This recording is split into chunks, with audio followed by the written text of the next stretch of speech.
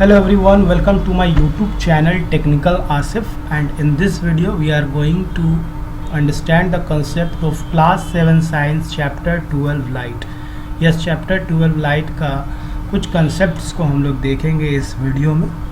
Before starting, if you are new in channel, subscribe my channel and press the bell icon for the new upcoming video from Technical Asif YouTube channel. चलिए video को start करते हैं. सबसे पहले आप देख सकते हैं कि you can see that there is a picture of Taj Mahal. यहाँ पे आप देख सकते हैं और उसका रिफ्लेक्शन जो है आप देख सकते हैं इस वाटर में, है ना. तो ये चैप्टर में हम लोग बेसिकली जो पढ़ने जा रहे हैं that is reflection of light. ये जो आप देख पा रहे हो ये पानी में भी इसका पिक्चर आप देख पा रहे हो. तो how is it possible? This is possible just because of reflection of light. चलिए, look at the picture shown above. We see not only the original monument itself but also its picture in the water. हम लोग इसको picture में भी देख पा रहे हैं और इसको ओरिजिनल में भी देख पा रहे हैं. तो क्यों देख पा रहे हैं? तो this picture in the water source as we know now is due to the phenomenon known as reflection of light. यहाँ पे जो फेनोमेनन जो वर्क कर रहा है जिसके वजह से हम लोग ये ताजमहल को यहाँ पे देख पा रहे हैं that is phenomenon of what? Reflection of light. आपसे कोई पूछे कि वाटर में दिख रहा है तो क्यों दिख रहा है, आप झट से जवाब दीजिएगा due to reflection of light. इसी चैप्टर का कंसेप्ट हम लोग अभी पढ़ने जाएंगे. ये छोटा सा एग्जांपल था स्टार्टिंग में आपको समझाने के लिए कि आपसे कोई पूछे तो आप इस चीज़ को बोलोगे कि जहाँ आपको रिफ्लेक्शन दिखेगा इस तरह से वाटर में तो आप झट से बोलेंगे it is due to reflection of light. I hope कि आपको समझ में आ रहा होगा. चलिए आगे बढ़ते हैं अब हम लोग. We have already learnt in class 6 that a plane mirror can change the direction of light falling on it. हम लोग क्लास 6 में पढ़े थे कि जो प्लेन मिरर होता है ना, that can change the direction of light. Light का जो डायरेक्शन है वो क्या होता है उसमें चेंज होता है जब वो क्या कहने का मतलब that a plane mirror can change the direction of light falling on it. जब उसको फॉल करता है लाइट तो प्लेन मिरर में क्या होता है जो लाइट का जो डायरेक्शन होता है वो क्या होता है चेंज हो जाता है. ठीक है, ये हम लोग क्लास 6 में ऑलरेडी पढ़ चुके हैं. Such a change of direction by a mirror is due to the reflection of light by the mirror. अब ये जो चेंज हो जाता है डायरेक्शन ऑफ लाइट है ना, वो चेंज होने का कारण जो है वो क्या है? रिफ्लेक्शन ऑफ लाइट है बाय द मिरर, मिरर के द्वारा. Now we can say reflection of light from plane shiny or polished surfaces, mirrors, stainless steel, spoon/plate is known as regular or plane reflection. ये जो light का reflection आप देखते हो कहीं शाइनी या पॉलिश सरफेसेस पे मिरर का, या फिर स्टेनलेस स्टील स्पून में जो चम्मच होता है, या फिर प्लेट होता है ना, उसमें जो आप देखते हो रिफ्लेक्शन ऑफ लाइट का that is what it is known as regular, या उसको हम लोग प्लेन रिफ्लेक्शन बोलते हैं. जो आप चम्मच में देखोगे आपका फेस दिखता है करके, है ना.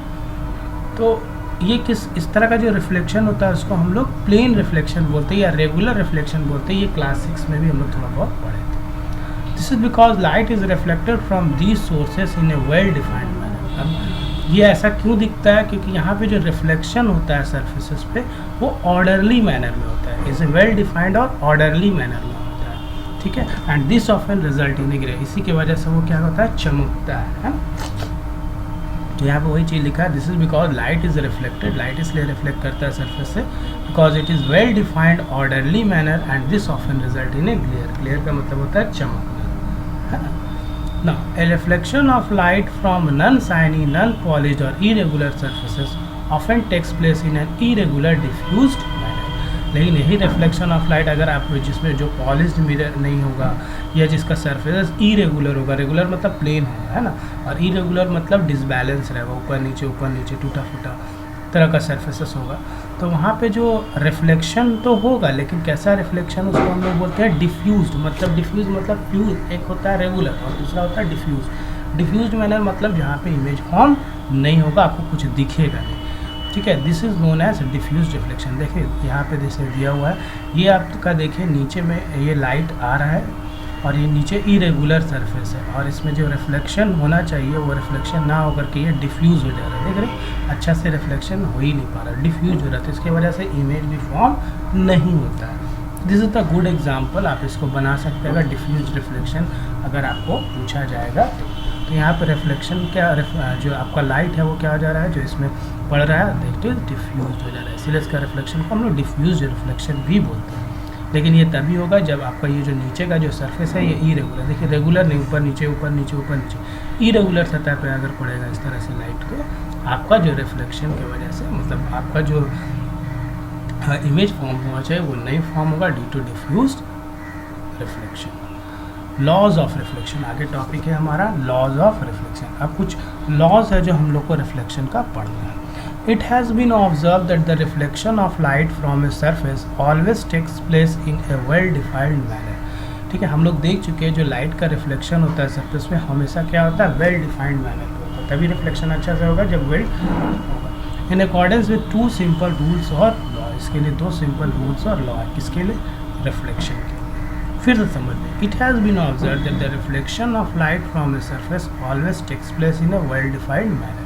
हम लोग ये देख चुके हैं जो लाइट का रिफ्लेक्शन होता है सरफेस पे वो हमेशा क्या होता है, वेल डिफाइंड मैनर पे होगा। इन अकॉर्डेंस विद, उसमें दो रूल आपका फॉलो होता है। क्या रूल है, we can call these two rules और laws as the two laws of reflection. इसमें दो लॉ है रिफ्लेक्शन के, क्या क्या है, we must however first know some terms to understand explain the two laws of reflection. ठीक है, लॉज पढ़ने से पहले कुछ हम लोग को टर्म्स को समझ लेना है, क्योंकि लॉ में वो सारा टर्म्स आपको यूज़ होगा और आपको पूछा भी जाता है।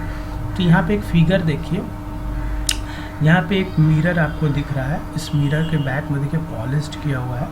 ठीक है, अब यहाँ पे कोई एक लाइट रेज जो है इंसिडेंट हुआ इस मिरर पे। ठीक है, जैसे ही इंसिडेंट हुआ तो ये लाइट रिफ्लेक्टेड बैक हुआ, देखिए इसी डायरेक्शन में नहीं होकर के उसी डायरेक्शन में है, थोड़ा सा हट करके। ठीक है, इस तरह से गया और ये रिफ्लेक्टेड बैक हो गया इस तरह से। तो ये लाइट इंसिडेंट रे यहाँ पे गया इस मिरर पे और यहाँ से रिफ्लेक्टेड। अब ये जो वापस इसका वापस जो इमेज वापस आ रहा है टकराने के बाद जिस मिरर से, तो इसको हम लोग बोलते हैं रिफ्लेक्टेड रे, और जो लाइट रे जा रहा है मिरर पे उसको बोलते हैं इंसिडेंट रे। तो ऐसा होने पे क्या होता है, एक नॉर्मल भी बनता है आपका, यहाँ पे देखिए है ना, नॉर्मल बन रहा है, यहाँ पे देखिए हम लोग दिखा रहे हैं। और यहाँ पे आप देखो कि ये नॉर्मल और ये इंसिडेंट रे के बीच में एक एंगल बनता है जिसको हम लोग एंगल ऑफ इंसिडेंस बोलते हैं।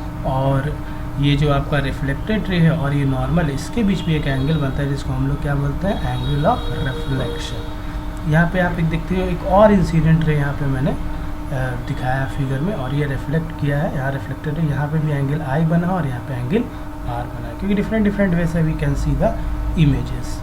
ठीक है, तो अब यहाँ पे देखिए जो पॉइंट है जहाँ पे सारा इंसिडेंट रे, नॉर्मल और इंसिडेंट और रिफ्लेक्टेड रे मीट किया है, ये जो पॉइंट आप देख रहे हो, इस पॉइंट को हम लोग बोलते हैं पॉइंट ऑफ इंसिडेंस। ओके, क्या बोलते हैं, पॉइंट ऑफ इंसिडेंस। अभी डिफिनेशन पढ़ते हैं। The point of incidence is that point on the surface of the mirror where the incident ray falls. Point of incident वो पॉइंट होता है सरफेस मिरर के सरफेस का जहाँ इंसिडेंट रे फॉल करता है। देखिए इंसिडेंट रे, ये वाला रे कहाँ फॉल किया, पॉइंट ऑफ इंसिडेंस पे। आई होप कि आपको समझ में आ रहा होगा। A line perpendicular to the surface, अब लाइन परपेंडिकुलर है, ये देखिए ये लाइन परपेंडिकुलर है to the surface at the point of incidence is known as the normal at the point of incidence. तो ये जो आप देख रहे हैं परपेंडिकुलर लाइन है जो कि आपका पॉइंट ऑफ इंसिडेंस पे गिरा है यहाँ पे, है ना, at the point of incidence को हम लोग क्या बोलते हैं, इस लाइन को नॉर्मल बोलते हैं eight the point of incidence. तो ये नॉर्मल किस पे है, पॉइंट ऑफ इंसिडेंस पे, और ये परपेंडिकुलर होता है। ठीक है, नेक्स्ट है incident ray and the reflected रे। यहाँ पे क्या, the ray of light coming towards the mirror. Ray of light कौन सा है जो मिरर की तरफ जा रहा है, इंसिडेंट रे है।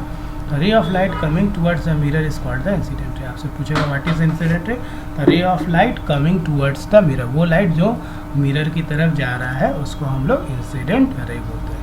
And similarly the ray of light which turns back, आप देखिए एक रे ऑफ लाइट यहाँ से टर्न्स बैक हो रहा है, इस जो टर्न बैक हो रहा है मिरर से इसको हम बोलते हैं रिफ्लेक्टेड रे। ठीक है, वही चीज़ यहाँ लिखा है, similarly the ray of light which turns back after reflection, reflection होने के बाद from the mirror surface is called the reflected रे। देखिए यहाँ पे टकराया और यहाँ पे टर्न्स बैक हुआ मिरर की, ये पॉइंट ऑफ इंसिडेंस से ही, और इस रे को हम क्या बोलते हैं, रिफ्लेक्टेड रे। मतलब जो रे जाता है उसको इंसिडेंट रे, और जो रिफ्लेक्ट बैक होकर के वापस आता है मिरर के सरफेस से उसको हम लोग बोलते हैं रिफ्लेक्टेड रे। आई होप कि आपको क्लियर हुआ होगा, दिक्कत हो कमेंट में आप पूछिए। ठीक है ना, एंगल ऑफ इंसिडेंस और एंगल ऑफ रिफ्लेक्शन क्या है अभी मैंने बताया है। जैसे ये इंसिडेंट रे इस मिरर पे पड़ा तो यहाँ पे ये पॉइंट ऑफ इंसिडेंस बन गया, है ना, एम मिरर है आपका, अगर या एम को हम पॉइंट ऑफ इंसिडेंस मारे और ये नॉर्मल आपका परपेंडिकुलर आता है इसी पॉइंट ऑफ इंसिडेंस पे, और जैसे ही इंसिडेंट यहाँ पे टकराएगा या फिर जो भी सरफेस पे आएगा मिरर का, तो यहाँ से रिफ्लेक्शन होता है और ये लाइट फिर से वापस इधर साइड जाएगा, तो that is known as reflected ray, इसको हम लोग रिफ्लेक्टेड रे बोलते हैं, ठीक है। और यहाँ पे क्या होता है, नॉर्मल और इंसिडेंट रे के बीच में एक एंगल बनता है, and that angle is known as angle of incidence, क्योंकि इंसिडेंट रे से आया इसलिए एंगल ऑफ इंसिडेंस बनेगा, और ये रिफ्लेक्टेड रे की तरफ जा रहा है, तो यहाँ से जो नॉर्मल और रिफ्लेक्टेड रे के बीच का एंगल बनेगा, इसको हम लोग एंगल ऑफ रिफ्लेक्शन, जिसको एंगल आर से डिनोट हम लोग करते हैं। Now the angle between the incident ray and the normal at the point of incidence is known as the angle of incidence, है ना। अब क्या बोला, जो एंगल आपका कहाँ बन रहा है, इंसिडेंट रे और normal at the point of incidence. अब एंगल यहाँ पे इंसिडेंट रे है और ये नॉर्मल है ना, at the point of incidence, point of incidence M हो गया आपका, इस एंगल को हम लोग एंगल ऑफ इंसिडेंस बोलते हैं। और similarly the angle between the normal and the reflected रे, अब ये नॉर्मल हो गया और ये रिफ्लेक्टेड रे हो गया, इन दोनों के बीच का जो एंगल होगा at the point of incidence पे, that is known as angle of reflection. I hope कि आपको क्लियर हो गया होगा, ठीक है। Now plane of incidence and the plane of reflection. We know that we can use 2 points to define a line and 2 lines to define a plane. हम लोग जानते हैं हम लोग 2 पॉइंट का यूज़ करते हैं किसी लाइन को अगर डिफाइन करना, और 2 लाइंस का यूज़ करते हैं हम लोग कब यूज़ कर ना, तो जब हम लोग को लाइन अगर डिफाइन करना होता है तो हम लोग 2 पॉइंट्स का यूज़ करते हैं, और जब प्लेन का डिफाइन करना होता है तो हम लोग 2 लाइंस का यूज़ करते हैं, ठीक है। ये समझ में है कि लाइन के लिए 2 पॉइंट्स होता है और प्लेन के लिए 2 लाइंस का ज़रूरत होता है। The plane defined by the incident ray and the normal at the point of incidence is called the plane of incidence, ठीक है। यहाँ पे देखिए ये जो इंसिडेंट रे है और एक का लाइन है, एक नॉर्मल का लाइन है, ठीक है। तो यहाँ पे जो प्लेन फॉर्म होगा उस प्लेन को हम लोग क्या बोलेंगे, plane of incidence. Similarly the plane defined by the reflected ray and the normal, अब देखिए रिफ्लेक्टेड रे और नॉर्मल के बीच at the point of incidence में जो प्लेन डिफाइन होगा उसको हम लोग क्या बोलते हैं, plane of reflection. I hope कि आपको समझ में आ गया होगा। यहाँ पे 2 प्लेन का ज़रूरत होता है, 2 लाइंस का ज़रूरत होता है प्लेन को डिफाइन करने के लिए। तो पहला लाइन हो गया इंसिडेंट रे और दूसरा लाइन हो गया नॉर्मल, तो इन दोनों का प्लेन जो है वो क्या कहलाएगा, प्लेन ऑफ इंसिडेंस। और नॉर्मल एक लाइन हो गया और दूसरा रिफ्लेक्टेड रे का लाइन हो गया, ये नॉर्मल लाइन है, रिफ्लेक्टेड रे का लाइन, तो यहाँ हो गया प्लेन ऑफ रिफ्लेक्शन। सिंपल है ना। तो 2 लॉज ऑफ रिफ्लेक्शन आ रहा है एज फॉलोज। अब क्या लॉज है रिफ्लेक्शन का, देखिए यहाँ पे आप देख पा रहे हैं कि एक मिरर है और यहाँ पे पॉइंट ऑफ इंसिडेंस है। एक इंसिडेंट रे यहाँ पर आके क्या हुआ, इंसिडेंट हुआ, और यहाँ से रिफ्लेक्शन हुआ जिसको हम लोग एक लाइन ड्रॉ हुआ जिसको हम लोग बोल रहे हैं रिफ्लेक्टेड रे, ठीक है। यही जो आप बैक हो रहा है लाइन इस तरह से, तो इसी को हम लोग क्या बोलते हैं, रिफ्लेक्शन बोलते हैं। अब जैसे ही एक नॉर्मल यहाँ परपेंडिकुलर हम लोग देख रहे हैं आएगा, तो ये आपका क्या होगा, एक एंगल आई बनेगा और एक एंगल आर बनेगा, ठीक है। और ये नॉर्मल जाने के बाद ही एंगल आई और एंगल आर जो है बराबर में टूट जाता है, तो इसी के बारे में हम लोग पढ़ेंगे। तो यहाँ पे आप देखोगे कि 2 लॉ प्रोड्यूस होगा, ठीक है। क्या लॉ प्रोड्यूस होगा, देखिए law is saying, first law is saying the incident रे कौन सा है, ये वाला AO है। The normal at the point of incidence, और नॉर्मल क्या है आपका NO है, ठीक है। एंड द रिफ्लेक्टेड रे क्या है आपका BO है, ये वाला reflected ray. All lie in the same plane, सारा का सारा क्या हो रहा है, एक ही प्लेन पे लाई हो रहा है। ये पहला लॉ होता है कि इंसिडेंट रे, ये वाला इंसिडेंट रे AO, और NO हो गया आपका नॉर्मल, और BO हो गया आपका रिफ्लेक्टेड रे। ये तीनों का तीनों जो आपका है ये क्या होता है, सारा एक ही प्लेन में आता है, देखिए सारा एक प्लेन में है।